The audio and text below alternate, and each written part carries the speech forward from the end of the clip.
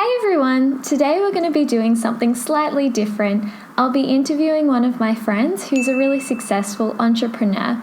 He started 2 global businesses which are now worth over $300 million.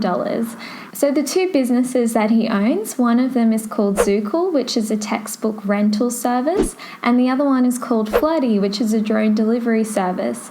And we'll explain more information about what these businesses do and his story in the video. So I'm really looking forward to sharing his story with you.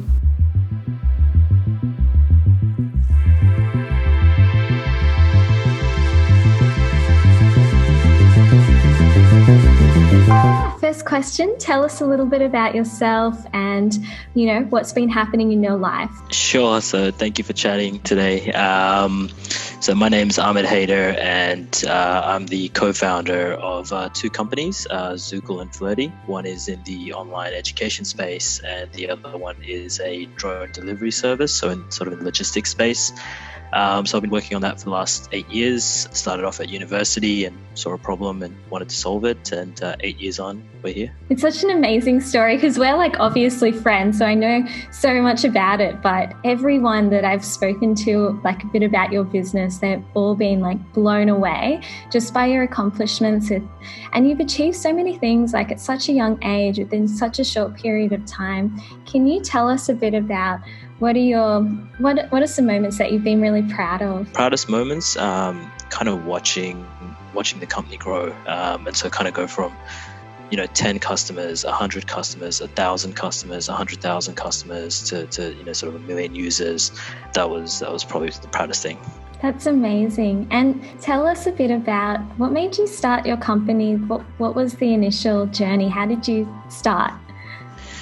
Yeah, so I actually didn't know what an entrepreneur was. And so I went to high school. My parents weren't in business.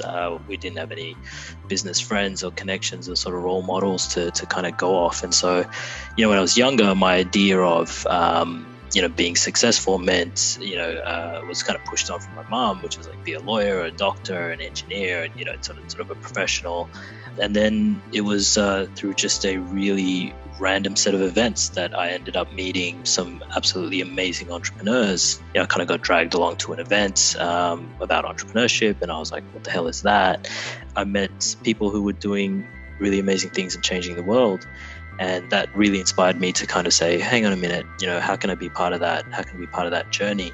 And that's kind of how the story kicked off a little bit. And then I started reading a lot, learning a lot. And I realized that these big organizations that I wanted to work for, you could actually build and create one of these big organizations yourself. I mean, all the big brands you think about, Nike, Microsoft, Google, these were all started at some point in time by somebody. And so you could sort of take that initial first step. Yeah, that's awesome. Such a good background. It's so true. I didn't really know much about entrepreneurship either, but it's such an interesting area, and there are so many possibilities. It's just about finding that one that you really like and taking initiative. So how did you find the idea for Zookle, your first business? What made you actually want to start it, and take initiative? So the idea I felt was less important. I had a very good friend, and we kind of were going on this journey together, and we would sit down and brainstorm crazy ideas, right? And we had very narrow sort of vision because our life experience was quite limited, and so we tried to solve problems around us and kind of think outside of the box a little bit. So we were students ourselves. There was a lot of different pain points. There was so many obvious things where it was someone needs to do this better. And ultimately I went with that because it was, I believed in the values of kind of, empowering the next generation, educating the next generation. I wanted to make sure that whatever it is that I did was purposeful, because you spend a lot of time at work, and you don't want it to be, you're working towards something, but you don't really know why or what's it for. And so that impact side was really important to me. So true. It's so important to do something that you're actually passionate about. And I think that's what a lot of people that are starting businesses, they don't think about that.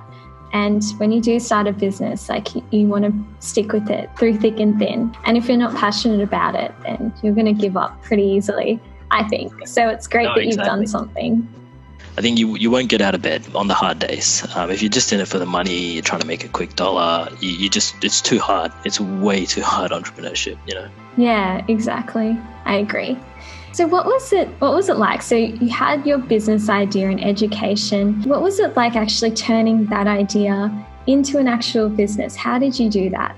Did a lot of research first. So even before we did anything at all, I did an absolute ton of research about the market. I mean, you know, how would this work logistically, planning everything out on paper, where I was like, okay, this has some legs, this has some level of viability, I want to jump into this.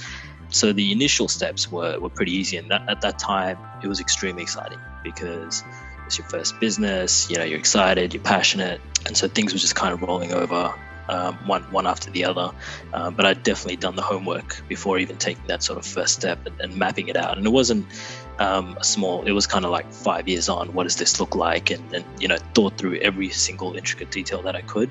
And I often get asked the question around how much time should you spend planning before you jump into something, because I know I have friends that are always telling me about business, but they're just kind of in the planning phase forever, and they never actually take that step. And so I think, you know, you kind of set a hard limit where there's stuff that you're just not going to be able to figure out, and you just got to jump into the deep end and learn to sink or swim. And so when I felt it was probably like 80% of the way there, and I was like, okay, yeah, I've got enough detail, I've planned it out as best I can, time to take that step. But once I took that step, it was game on. You know, it was just like throw everything at it. I was all in all the time.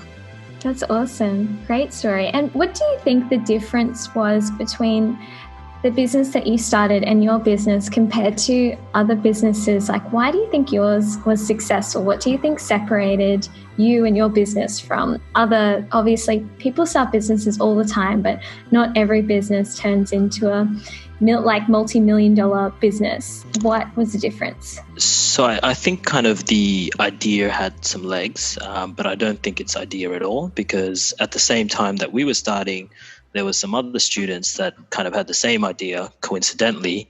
What we kind of realized was that the competition started popping up almost immediately within the first 6 months of people doing what we were doing. And I think there was like 6 players on the market that started a textbook rental kind of company, and they were all students as well, which was crazy and insane. Sort of after the first 6 to 12 months, there became 2 companies that were doing it, and it was, you know, really about just kind of the grit and resilience. I think a lot of the other entrepreneurs that started it were just like, oh, this is kind of a good idea, I'll make some quick money, and you know, let me do this thing. And then as soon as it got hard, they just kind of folded in. Whereas with us, it was much more deeply passionate. You know, it was something where we wanted to build something that's going to last. We wanted to kind of create that next major brand. I think a lot of it is just about survival. If you survive long enough as a company, you'll eventually get there because you'll outlast all the competitors. And so it was really kind of grit, determination that made the difference for us. So true. I think that that's such an important point. The idea and starting it, that's like the first step, but you have to really have that passion and that drive to keep going. And what was the turning point in your business? There was turning points every year, because every year was about survival, especially for the first few years. So how did we know to kind of keep going in the first year? So in the first year of our business, it was a horrific year. You know, it was just absolutely horrific. We had a lot of traction, but we weren't making any money. You know, everyone was kind of at this crossroads where they were deciding at this stage whether to, you know, get graduate jobs or continue doing business. And so after the first year, we kind of sat down and looked at the numbers. We had lost $10,000. We had no money left, and it just wasn't looking very good. And you know, I sat down with my co-founders, and we were all staring at the same screen, looking at these numbers, and it was all just red. And I saw it, and I was like, okay, you know, I think this can turn into a multi-million-dollar company. And my co-founders kind of said, it's time to get out of this and bail. And in a way, you know, and then they took that option. And so I didn't have anyone to kind of work with. It was just me at that point, and my co-founder, Chris, who stuck around. And so we kind of looked at that and we said, okay, well, we're in this situation now, and this is really the turning point for the company. Can we get it to a stage where you can make enough money as what our graduate friends would be making? Because that's kind of a benchmark of you're kind of doing something in the right direction, headed in the right way. the thing that kept me kind of driving was that customers were loving what we were doing. So they were coming through the door. We just had to figure out our fundamentals and our unit economics. And so I think that was the first big turning point where the team dynamic DNA changed. The company kind of evolved and then went to that next. And then there was multiple evolutions across the years as the company kind of went into new phases and new levels of growth. So there was multiple turning points, I would say. Wow, those initial co-founders would have been so upset to see what it has become. They would have been like, no, why did I pull out? It's funny because I'm still friends with all of them, and I think it was the right decision for the right people at the right time. Looking back on it, that was probably the sensible decision to make, because I think I was a little bit crazy. It was, if you kind of saw the numbers, the logical thing to do at that point was like, well, we've had a good run. This has been fun. We did our little business at university. And whereas my thinking was, I'll get $1 million from Silicon Valley and drop out of uni and take this all the way. And this is, I really believed it illogically. They went on to be successful in their own right, doing their own things as well. And so I think they're just more proud of the success that something that they were part of in the early days has now kind of been, changing the world in that way. Oh, that's really nice. It's good that you're all still friends. And What sort of things have you learned along your business journey? What are maybe your key lessons that you would like to educate other people on? Having resilience and grit is the really big one. Coming in with the mindset of having extreme resilience, grit, you're willing to go through the sleepless nights. And it's not just business, because it affects every other aspect of your life, and being able to manage the kind of pressure around that and sacrificing. So if you're going to kind of be that 1%, you're going to probably be working 10 times harder than you've ever worked before. It's constant sleepless nights. You also have to be aware of the macro and be really smart as well. And it's not enough just to show up and work hard. You've also got to work smart as well and make sure that you can see kind of the external, the growth, the strategic, while rolling up the sleeves and really knocking it out of the park. And so my philosophy was, every time I gave it 150%, I got 100% back. If I showed up and just gave it 80%, which sounds like it's okay, it's kind of more than a pass, right, in university, but you would get 40% back. And that was just the numbers, where it was like I had to go extremely above and beyond. And that meant, I was doing 16, 17-hour days, 7 days a week. I was sleeping in the office. I had zero social life for 3-4 years, where I missed all my friends' birthdays. I had a lot of friends that just wouldn't talk to me because I was never showing up for anything. But that's all I cared about. I was just obsessed with it. It was just working constantly all the time in the early years. Lots of lessons. What was different about when you started Flirty? Because you had experience with Zookle. So what do you think that was a bit of a different experience for you? Yeah, most definitely. So I wouldn't recommend sort of starting two companies. I was very lucky that I kind of had the blessing of shareholders, and it started off as a way to kind of solve one of the problems that we were facing as an e-commerce business, which is how can we make that delivery experience for our customers better? How can we get the goods that they need faster? And so my co-founder and very good friend, and most of my co-founders and friends were all from that university network. So my co-founder was running the Entrepreneurship Society at the University of Sydney, and I had started the Entrepreneurship Society at the University of Technology, Sydney. And he had just gotten back from a trip from China, and he came to me and sort of said, I've got this idea. Why don't we use, sort of drones to deliver the textbooks? You can get them faster to your customers. And I think my initial response was like, that's crazy, because there was no such thing as hobbyist drones at the time. Drones were associated with militaristic connotations. The closest you got to a hobbyist drone was those remote control helicopters, that were kind of toys. And then we started modeling it out, and then gave it more thought and kind of said, well, hang on a minute, this actually has some legs. This could be really interesting. So it was a lot simpler because I had a ton of business contacts, experience, capital, and then it kind of grew, and we realized that there's a much bigger implication for this kind of technology, not just for our business, for most e-commerce businesses around the world, but there was a different set of challenges that we went through and different learnings that we went through. And it was, and so some of the stuff was relevant, and then a lot of the stuff we were learning kind of new and fresh. It's amazing that you started a drone delivery service. I remember when you were first telling me about drones, and I didn't even know what they were. And then suddenly, maybe 3-4 years later, after you told me about your business, they just started popping up everywhere. People playing with drones like everywhere. It was suddenly like the new thing. So I think it was very innovative to start it at that time, because really when you were telling me about it, I thought it was a crazy idea. I was like, what is this? And now if you're starting it today, you'd be like, oh yeah, that's, of course, normal. It's normal. Yeah. I think we were extremely early. And again, that was, the ideas and the level of ideas that I was seeing and getting access to changed completely from when I was a student looking at the world through a university lens. When you had already kind of established the business, your network grew significantly, and you were kind of getting exposure to a lot more. You traveled a lot more, so you had a lot more perspective. And so for us, we were the first people in the world to do drone delivery. And then about 8 months after we launched, Amazon announced that they were doing drone delivery. And, initially we got a lot of pushback. People were just sort of saying, what is this? It's crazy. It's not going to work. It's not even possible. The technicals are too hard. It's, this is all just a sham or whatever.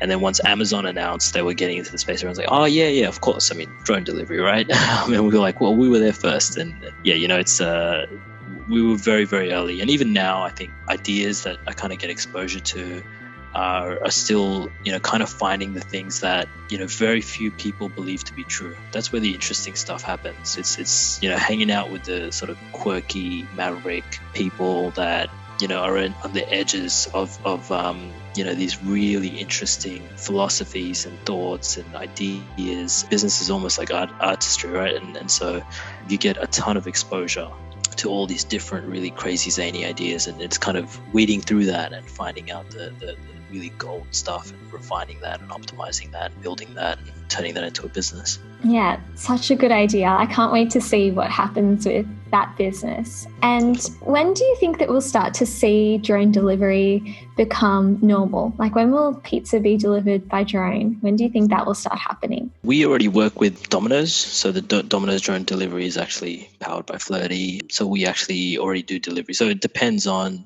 kind of what the norm is. So, everyone across the world using it like any traditional kind of e-commerce business, it's very hard to put a timeline on that. My gut feel is sort of like it's in the still early stages, but it's going to become, like an overnight thing. You won't even notice it. It'll just become a normal, like mobile phones, we're still using the Motorola's with the briefcase for mobile phones, and the iPhone hasn't come out yet. It'll happen extremely rapidly, just because the benefits are there. It's something that's 10 times cheaper, 10 times faster, 10 times more energy efficient. It's just a much better customer experience by a magnitude of like 10x. And so things like that tend to really kind of penetrate into society, and you've got all the major big companies working on it. And so I think it'll become one of those things where you don't really know too much about it. We're delivering right now. We're in the kind of pro scaling, etc. But I think it'll be one of those things where it's kind of overnight. Yeah, it's going to be so cool. It's kind of like how everyone's now using Zoom so much, and like video conferencing and like remote things. I'm so excited to see floaty drones everywhere. Hopefully soon. Yeah, it'll be cool. And so what made you move your business operations to Singapore? Because you are originally Australian from Sydney. So what was that process like? Was it difficult? So we started in Sydney, Australia, and then about 4 years into the company, we quickly realized that revenue was going to start to plateau in Australia. The market size is about 1.5 million students. When you add the vertical of even high school, it's probably 3 times that. And then kind of mapped out the rate that we were growing at, we're going to hit a ceiling pretty quick. And then we started looking at, sort of international expansion and what's the key markets. In the US, there was already very established players. And some of them actually, the co-founders had shareholding with Zookle, and so we could see that part didn't really make a lot of sense for us. And so the next logical step was, well, what's the low-hanging fruit in our backyard was kind of Southeast Asia. So we did a lot of research around Southeast Asia and the markets and the sizing, and it was a tremendous market. It's 35 times the size. We saw the opportunity immediately, and so we realized that you have to be on the ground. You're not going to be able to remotely get into this market from Australia just because of the fragmentation and the differences in culture. And so we realized pretty quickly that we had to be on the ground to really be able to do that, and also realized that this is going to become the major market for us. And so it wasn't one homogenous place. You can change region to region completely in culture, language, and things that we struggle with: payment infrastructure, mobile internet penetration rates, how to do marketing, language barriers, different government stuff. And we looked at each of the individual countries, and Singapore made the most sense. A lot of the large tech companies had based their headquarters out of Singapore. It was the closest in terms of common law to what we were doing in Australia. So we knew that if you wanted to kind of do business in Southeast Asia, the two choices we looked at was Singapore and Hong Kong. Ultimately, the Singaporeans, were a lot more aggressive to get the company on the ground and supportive around the startups, and so ended up in Singapore in about 2015, I think it was 14, 15. And since then, its kind of headquarters is in Singapore, but we still have a ton of people in Australia and now in Hong Kong and Philippines as well. So it was just part of that global expansion effort. That's really cool. I think that also back then, the focus wasn't really on Southeast Asia. Like it's always kind of been seen as, developing, not much money, but it is growing pretty quick. So it's really kudos to you to actually getting out there, because I think a lot of people, especially if you're not from there, wouldn't see that opportunity, I think when people thought about big markets, it was always, America, China, India, maybe Europe. But for us, it was sort of low-hanging fruit. It was a no-brainer. The educational spend was tremendous. Population size was there, and it was just a matter of time. I think we're well and truly on the way now in Southeast Asia for sure. That's awesome to hear. And what's a crazy story about something that you have? I mean, it doesn't have to be business related, although it can be business related. A crazy story. There's been quite a few. So I think, just the people that we've met has been insane. It was really unexpected to kind of be playing at the level that we were playing at. I think one of the cool sort of life experiences that we had was, we met will.i.am from the Black Eyed Peas, and that was a very surreal kind of thing happening because, I was this kid from Western Sydney, and, I was getting to meet a lot of these people that were in tech, but also in the entertainment industry. So we met Ludacris, and I remember telling him that, there's a small little city in Sydney, called Bankstown, and I would drive through there because that's where I was living, pumping new music, and it was just really cool to be able to 10 years on from having, listening to these artists all the way, thousands of miles away, be sitting having lunch with them and be able to just kind of share that experience, and that was really cool. But I think meeting will.i.am was very cool because it was meant to be a really quick meeting. SP had organized it. It was really busy, and he spoke to us for about 15 minutes, and he's like, you know what, you're coming to dinner with us, coming to dinner with me and all my friends. And so he took us out to this amazing sushi restaurant in LA, and my younger brother just happened to be in LA, and I called him and I said, hey, I'm having dinner with will.i.am and his friends, why don't you come along? And we had a 2-hour conversation about Steve Jobs. will.i.am was working with Steve Jobs' wife at the time, and it was just very surreal because it was a lot of people that I kind of looked up to, and it was just kind of one degree of separation at that point. Now it was just real because I was meeting all these people and doing all these amazing things, and the things that they were kind of saying to me as well really gave me a lot of confidence. So I think will.i.am said, you're a wizard. It was super weird to hear kind of these idols that you look up to and people that you respect so much, kind of giving it back in that positive way was definitely extremely motivating. But, there's a lot more crazy stuff that happened, but I probably won't say it in the interview. Okay, I understand. That's so cool. That's awesome. The PG rated version. I love it. Like, honestly, will.i.am, he is such a great artist and such a good person as well. So that's so awesome that you were able to meet him and become friends with him. Really cool. And what's your next plan or venture?